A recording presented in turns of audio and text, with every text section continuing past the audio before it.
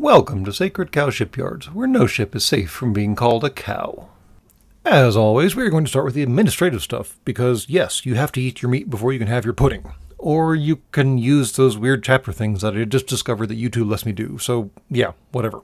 First off, thank you to Midnight Street, from the bottom of my heart analog thing, for the inspiration for the intro that y'all just heard on the way into this episode. They managed to put into words what I hadn't quite managed to do myself, so again, thank you. And speaking of the intro and this particular episode, both of them have been recorded on a brand spanking new audio recording device that I bought just for y'all. Because apparently my, what's the phrase you squishy fucking assholes use? Production value is not up to par. So now that I'm actually making money off this stuff, which is just a bizarre idea to me to begin with, I figured I might as well turn around and reinvest that back into something that might actually be useful. I don't know. Y'all tell me. Does this sound better or not? I don't listen to myself. I try to listen to myself as little as possible. So your feedback is totally important to us here. Totes. And now on with the rest of the show before any of the rest of the whiners get too cranky about this whole intro thing taking too long. And, well, fuck. I did have a perfectly cromulent part of an episode recorded already, and then I happened to see that none other than James Tiberius Kirk got launched into space aboard, predictably, a giant schlong. I mean, yes, the stories of Captain James Tiberius Kirk's exploits have reached even us out here in the nethers of space, and yeah, that was perfectly appropriate, or inappropriate, depending how you look at it. And really still, there's an amazing amount of symmetry to be had with William Shatner actually going into space finally at the ripe old age of 90 after playing James T. Kirk for however many decades he did that. I mean, congratulations, dude. That's cool. I'll give you that. And while I generally just bullshit around about fuck knows what on this channel, I want you squishy humans to take a moment and appreciate the point in history that you're at right now.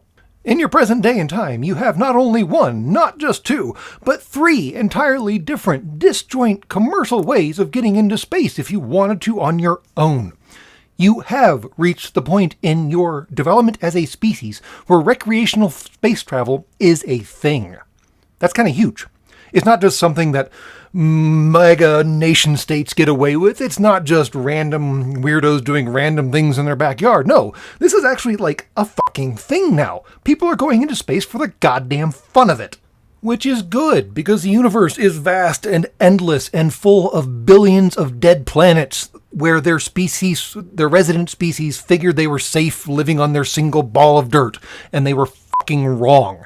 And there's all kinds of fucking treasure and all kinds of cool shit out there that y'all should go ahead and go pick up and make use of your own. Just be careful which ones you pick up and where. We'll get to there. I actually have a dedicated manual for that I'm happy to sell you at a small markup. We'll work out details later. Anyways, like I said, you have three options at this point. And I'll grant that one of them is at least a clear front runner as it stands right now. But competition is always a good thing. It keeps everybody on their toes, it drives innovation, and it makes people do crazy things like make a massive dick go flying up into space. I mean, credit there, I guess. Y'all humies do love your phallic symboly after all. But anyways, congratulations to Blue Origin for getting Captain James Tiberius Kirk into space for the first time in his actual honest life. And for the love of fuck, could you fucking assholes get some things right? First off, you goddamn walnuts. Your pilots, well, your spacemen, your astronauts, whatever you want to call them, because they're on an automated vehicle, not doing a blessed thing. If everything were to go catastrophically wrong, they would just be along for the ride. Anyways, the people you're calling out on the radio don't get to choose their own call signs. Fuck's sake. That's literally the whole point of the whole goddamn tradition. Your call sign is bestowed upon you by the people you work with. In fact, in your United States nation state, it's a permanent part of your record. It gets just bound to you in perpetuity. And people will call you that like 40 years later. It's just, you don't get to choose. And frequently the call sign is something you would never choose. Which again is kind of the point. The whole notion of military service, especially with pilots / aviators / astronauts / that whole various flying, moving things very quickly organization group thing, is it's supposed to build community. It's supposed to make you care about the other person. You're supposed to learn enough about the other person to give them a useful nickname. And now, I mean, it's a group effort from everyone else, but still, it is part of the whole camaraderie thing. Choosing your own nickname defeats the whole fucking purpose. I actually once upon a time knew one of you organic pilots who went out on his first check ride at his first duty station and earned his call sign that very day by barely making it back to the, what do you call those, the bathroom where you expel all of your waste materials out of. And, well, he earned the call sign Scooby because things were coming out of basically all the orifices. It was a mess, from what I was told. Now, I'm not actually sure why Scooby relates to that particular story, but imagine having the call sign of that stupid fucking dog. And, well, he got stuck with it for the rest of his career. It's just the way things work. And if you're going to do something, you should do it right, which brings me to my next complaint. And yes, it's technically something insignificant unless you are concerned about traditions, and they were trying to herald back to said traditions, and it's just annoying. That is to say, the bell. Now, I know this is YouTube, and there are so many channels who will exhort you to get the bell on!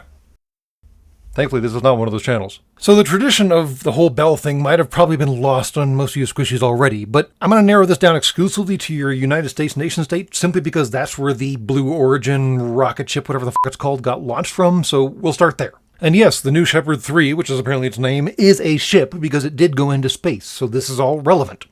Bells have significance for ships. All ships. Mostly because you goddamn fucking humies managed to make ships before you were able to make accurate chronometers that could be fit onto a human. What the hell was wrong with your technology tree? Anyways, when ye old ships were out on ye old ocean, ringing the bell was basically the easiest way for the watch standard to let everyone else know what time it was, and whether or not it was time to change watch. So, bells, again, are a big deal, because changing watch on ships basically determines who's in charge at any given moment, or who's supposed to be doing what task. And let me tell you just how fucking annoying it is when your watch relief doesn't show the fuck up.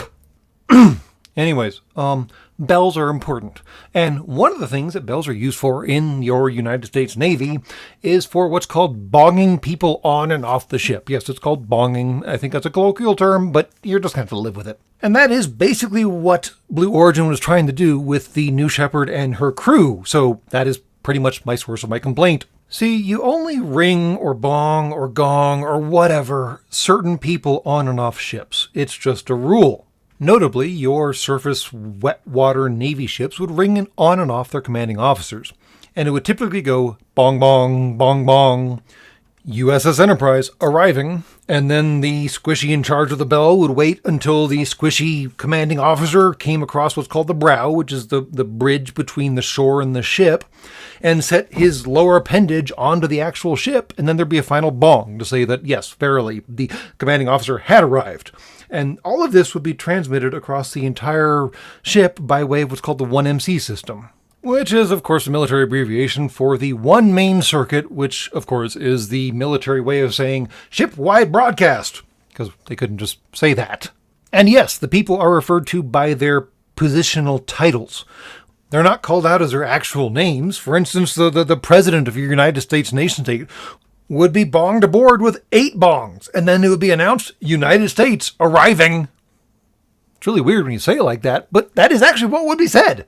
But the point is, there's this whole system of, like, number of bongs depending on rank and position and status and blah, blah, blah, fucking so on and goddamn so forth. And one bell with no real announcement of rank or status is not how you do it. I mean, they have no ranks, they have no particular status, they're just passengers on this silly little boat that's flying up into the sky. They don't need bongs. Or maybe they do, because their organics are about to go into space, so maybe they need something to mellow them out. I don't know. I mean, I totally would have spotted Blue Origin if they had done bong bong, bong bong, USS Enterprise arriving.